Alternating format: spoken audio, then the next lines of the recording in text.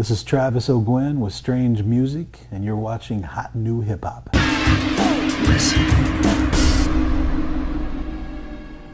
The odd thing was, man, I was in the furniture business. I was actually in the furniture business in a very big way, to the tune of 32 locations in 18 states.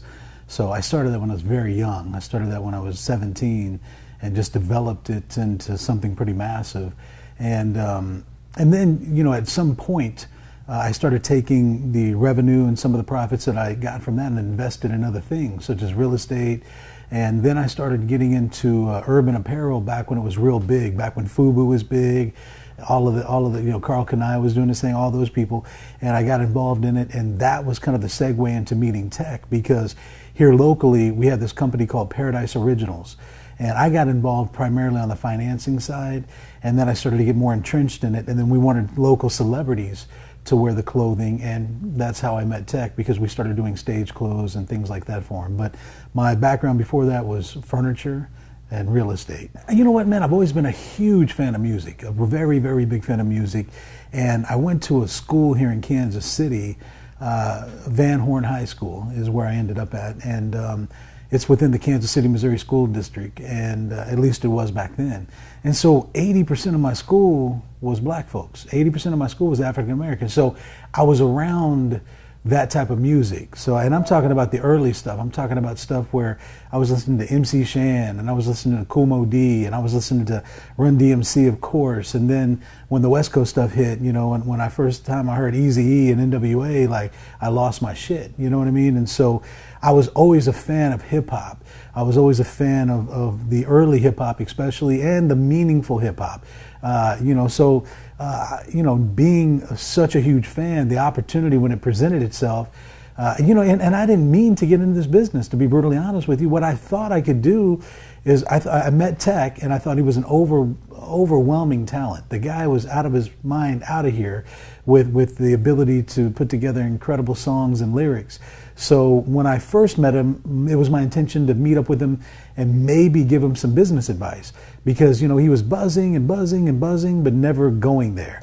And there was always talks about, hey, this is coming up, this is coming up, this is coming up, but they never came to fruition. So I got involved, and I said, man, what's going on? You know, and that was the beginning of me accidentally getting into the music business, you know. Tech always seemed very set in his ways as far as what he wanted to do musically.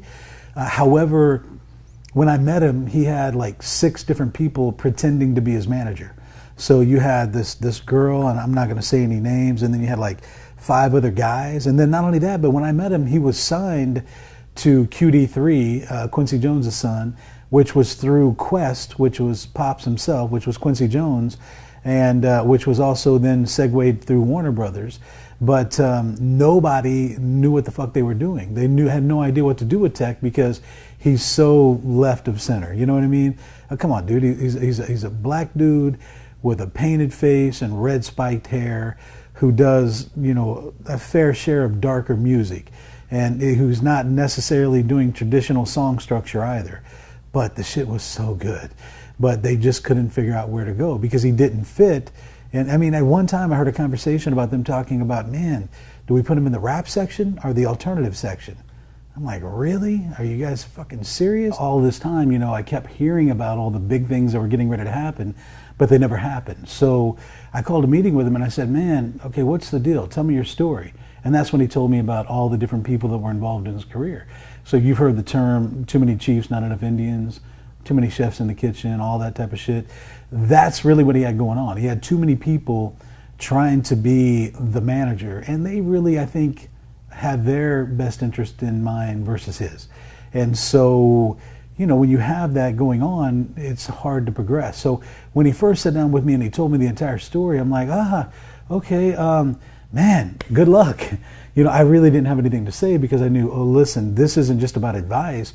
This is about money. This is about lawyers. This is about a hell of an undertaking. If this is going to go anywhere, it's going to take a lot of time, effort, energy, and money. And at the time, I wasn't interested. I was making such good money. I was having a ball. Life was good. But then, as time progressed, again, he kept calling me, and he brought me down to the studio, and I heard a song called This Ring. It's off of the Angelic album that we put out. And dude, I couldn't leave it alone. Like, I must have played that song 1,000 times. And That one song said, okay, hold on, man, let me meet with this dude again. Everything you said to me before, I got it. Fuck all of that. What do you want to do? And that's when he told me about, you know, his love for the Doors and the idea of Strange Music. And if he had his own label, he would call it Strange Music, and all these different things. And I said, listen, man, if you want to do this, I'll help you out. I'll help you put this together.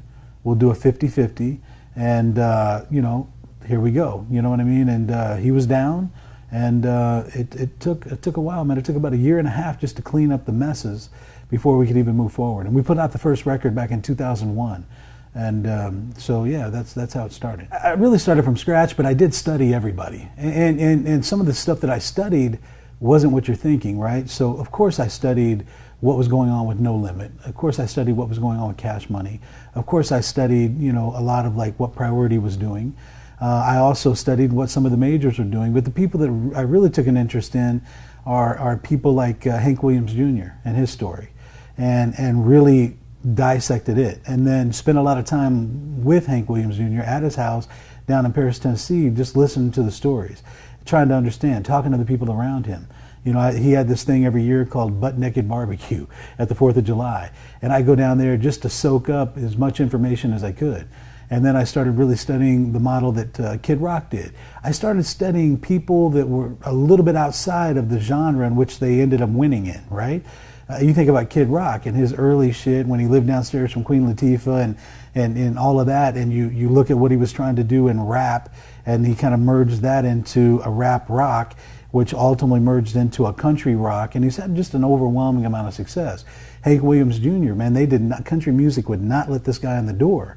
And then eventually, once he continued to go out there and play shows and do swag, as they call it, or merchandise, and go to bar and do what he was doing, they eventually let him in, and then he won like Artist of the Year multiple years in a row, and he became one of the biggest people in country music. You know, I look at things like that. I look at what Big Machine and Taylor Swift has done, to be honest with you. Phenomenal. Dude, she just wrote a letter that got Apple to get their head out of their ass recently. Impressive. Impressive. I opted out of the whole Apple deal. Me and a lot of other guys said, hey, listen, we love you guys, but you got us fucked up. So, you know, if you're going to do that, we're opting out for now. And ultimately, I think that her persuasion, because of, she's one of the most powerful people in the music business at 25 years old. That's awesome, by the way. But, you know, just studying what other people are doing and then applying business to not very business savvy industry. The music business is not filled with a lot of great businessmen. It's filled with a bunch of people who wanted to be artists and then ultimately couldn't do it and win at it, and then they ended up being something else. And some of those people don't belong in it. You know what I mean? There's a lot of really ridiculously unqualified people within the music business, especially the majors. Sorry. My goal is to do business very similar to a Japanese philosophy. And in the Japanese philosophy, it's kind of a different way of thinking. So a lot of these early Japanese companies, during their heyday of growth, they would need, let's say, financing. So they would need to, in America, we would go to a bank in an attempt to get a loan for the necessary money, the necessary capital to do what we need to do. In Japan, they're so forward thinking that if a large company needed a large sum of cash, they would go and buy the bank. It's a matter of taking and going 10 steps past what you would conventionally think. So if I need merchandise printed, I don't want to continue to go to people that print merch. I want to cut those motherfuckers out. No offense, guys, sorry. But I want to be the guy that's operating that business as well. Why? Because I have a built-in customer. Nothing different than the studio. I'm like, okay, I'm giving studios several $100,000s a year. As much as I like Chuck Chapman and the people that own Chapman Studios, that's not really the smartest thing I could have been doing. So what do? I go out and I invest $4 million. I build one of the nicest studios in the U.S., really, and we create a home and we create we already had I built it, dude. That place has been busy since the day I opened the doors. Both studios booked nonstop. So, but again, the most exciting part about what I'm doing now and our newest investment lies in that set of plans over there. And it's a very large facility, state-of-the-art equipment, screen printing, digitizing, embroidery, other stuff like rhinestone decoration, and all these other really cool merchandise processes that we'll then be doing in-house ourselves. And I already have this kick-ass customer lined up for it called Strange Music. And so Strange World Merchandising's biggest customer will be Strange Music.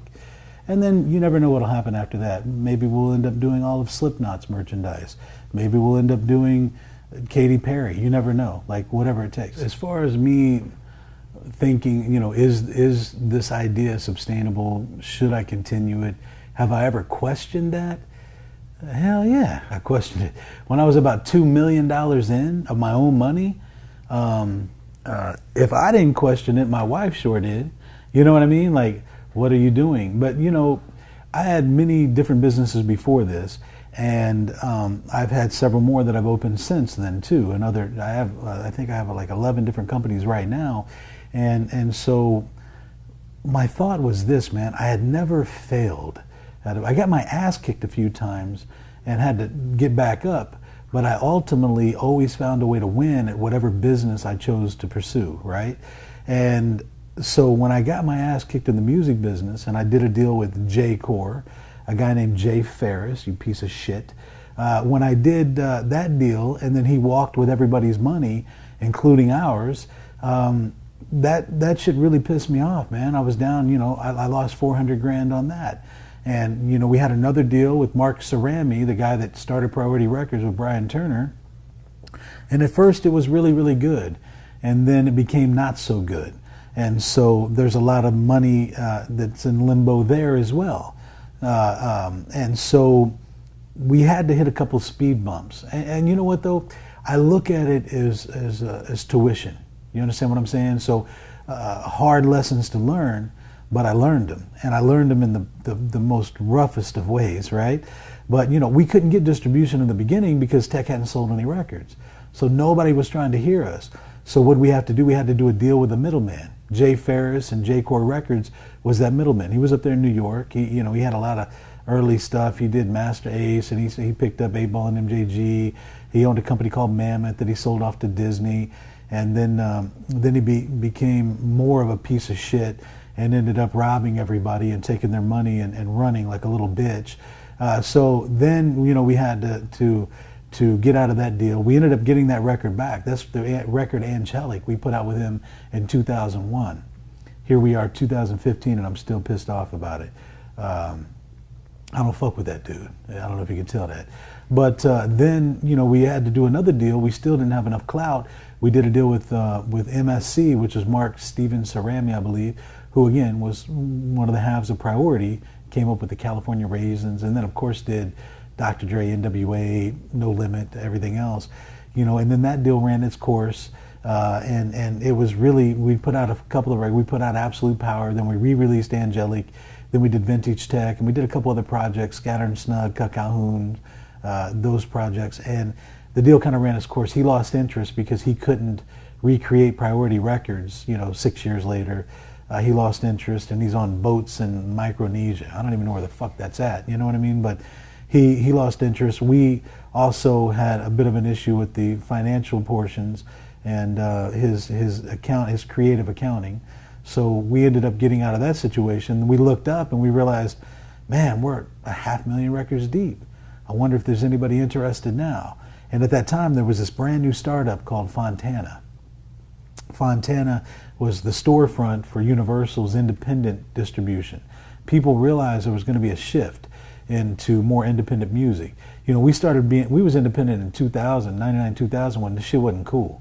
Independent music in 2000 and rap, that wasn't sexy. That's not cool. And now it's like the thing. You know what I mean? Like everybody wants to be independent or at least claim independent. Even when they're not independent, they claim independent. You feel me? I watched, TDE. We did a partnership with them when I signed J-Rock. And we did a first right of refusal on everybody, Kendrick, Schoolboy, all those guys. And, they even after the deal on Kendrick, Nobody knew that he still wasn't wholly independent for quite some time. They didn't know Interscope was in the background. But, independent is that new shit. You know what I mean? And so TDE and all their accomplishments, wow. I like to think that we had some influence there because Dude and Punch and all those guys, Dude and Punch, we spent a lot of time with. And I applaud their success, man. They're doing so well. The times in which we had a middleman, somebody in between us and our money, are the times that weren't so pleasant. Those are the times where there's been mishaps, miscues, misdirection. And when we eliminated that with getting away from J-Corp and or getting away from MSC, when we eliminated those people and we got to do it wholly on our own, starting honestly, man, this only started in 2006. When we put out Ever Ready, that was our first wholly Nothing But Us record. And if you think about the success we've had in, 9 years? Oh, shit. Because all of this, all these buildings, all this stuff has happened in the last 9 years. And 9 years can seem like a really long time, or it can seem like yesterday. And to me, it kind of seems like both sometimes, you know what I mean? But when you are truly and wholly in control of it, and you care about it, and you won't take no for an answer, and you won't give up, and you won't fail, that's really what Tech and I are all about, man. It's like nothing can stop us. And people try. You know, I mean, people, okay, think about this. Back in 2000, how many independent hip-hop tours can you name? You can't. I'll just make this simple. You can't. How many independent hip-hop artists went out and really toured? How many hip-hop artists went out and toured in 2000, 2001, 2002? It was rare. It was very, very rare. So when I started the process of trying to get into these clubs and into these venues, rap music had two black eyes. Nobody wanted to have a rapper in their building. And then I come along with a rapper named Tech N9ne, really? Fucking really? And that white America, white club owners, white whatever, did not want to let some rapper named Tech N9ne in their, hell no. Gangster rap? Oh no. They automatically assume because the name's Tech N9ne is gangster rap. And so I had to make deals with some of these people back in the days like, listen man, if anything goes wrong at all, keep the money. Keep it. Just keep it. You don't owe us anything. Like I had to make those kind of deals to get in the door. We go in, we do one show, incident free. Everybody was great. My crew, my people, everybody respectful, on point, on time. Those same club owners that I had to beg to get in the door. Hey, so when do you think you guys are coming back? I mean, you know, are you guys going to be doing another tour? Dude, I went to Spokane, Washington 7 times in 1 year. Come on, man. Sold out 7 shows in 1 year in Spokane, Washington. All over the, dude, the last tour I did 60 shows. Had 170 offers for 60 shows. I can't even keep up with the amount of demand that's going on right now for Tech and some of these other artists. Had 6 tours out at the same time. But everybody's trying to do it now. Everybody's on tour, bro. So when I helped build this framework of independent touring and touring rappers, I shared it with a lot of people. Some of them deserve it, some of them don't, right? And now they've created a congestion, but with my acts, I can normally clear holds and I don't have the same traffic problems that a lot of people have. But look at everybody touring right now. Everybody's on tour, bro, everybody. And that's cool, get it, let's go get it. I just hope they don't fuck it up. All the guys that don't do it right, that show up super late, that go to the club doing outlandish, retarded shit, bringing underage chicks backstage, those are the guys that I wish would stop touring. And all the guys doing it right and being respectful and handling their business, continue on, my friend. You know what I mean? You know, for all the people out there, whether you go the major route, whether you go the independent route, whatever you do, you just have to stay true to yourself. And I wish that the artists would do that. I hate artists that go out there who are really dope and then they conform to this overwhelming A&R that happens within that system. I do hope and I do wish that the music gets better and that people start paying attention to the lyrics again. And some of the ridiculously dumbed down stuff would at least bring it up a notch or two. You know what I'm saying? I'm not a huge fan of people that there's you have musically correct is of course an opinion, right? But there is this general foundation of musically correct. And when you do everything you can to demolish what is musically correct, you put it out and it actually finds some weird way of being a quick fad, you're discounting the entire movement of hip hop. You're discounting when you're on there whining and making funny ass sounds and being offbeat or out of key. You are looked at by true musicians as, look at these motherfuckers, look at these clowns. This is why I hate rap music. This is why hip hop is not really music. This is why rap shouldn't even be on a shelf. Pay attention to your craft. Care about the music. Care about what you are outputting. Care about it in a way that you look at this as more than a check. This is more than you trying to gain popularity to get pussy or whatever it is your goals are. But pay attention to the music. If you do that, all those other things will come. Everything that we do is all based around music. Everything is based around music. Nothing else happens unless the music is correct. And we don't let the music out unless it's right. If they focused more on that instead of, okay, so yeah, I got that, and now I need to do this, this, this. And one other thing I'll leave you with is once you do have the music absolutely all the way there, mixed, mastered, packaged beautifully, congratulations, you're 20% of the way there. You're 20% of the way there. Now you have the other 80% to do, and it's the most important 20%. It's the foundation for real, but now you got to build onto it. And this is because I mean, so many artists that are like, "Oh man, I'm good, man. I already got my shit done. It's about to be pressed up, and it's on the way back right now." And yeah, so we're like 95% of the way there. No, you're not. First of all, I doubt that what you pressed up is 100, but on top of that, that's now, if you have the perfect project, you're 20% of the way there. 20%. Now you have to find a way to get that to the people. You got to make sure you build an online presence. You have to make sure that you know and understand social media. You have to understand what it takes. You have to understand how to perform. I met artists that I was a fan of, and then they get on stage, and I'll be like, oh, goddamn. What are y'all doing? Did you not think to rehearse this shit before you came out here and grabbed your nuts and grabbed a microphone? Like, let's think about the performance. You know what I'm saying? That's vital to all of this. You know, that's why we're rocking crowds of 60 and 70,000 people, is because we cared about all of that shit. That's why we just did Rockfest, 68,000 people in Kansas City. That's why we just headlined Denver Summer Jam, 18,000 or whatever the hell, 20,000 sold out. That's why we just co-headlined Seattle Summer Jam, sold out. Because they're getting a performance, you know what I mean? So care about what you're doing. This is more than about money, liquor, weed, and bitches. It's about music first. So right now we stepped across the street from Strange Music headquarters, and we are at what is known as the Wash. It's one of our most recent endeavors. So new hoses, new walls, new everything to make it look extra clean, extra nice. Obviously the logo and the branding is prominent. And we do get a lot of fans that come up. I think it's cool to bring people up from your section. You know what I mean? Like, I mean, yeah, it's a lot of talent here.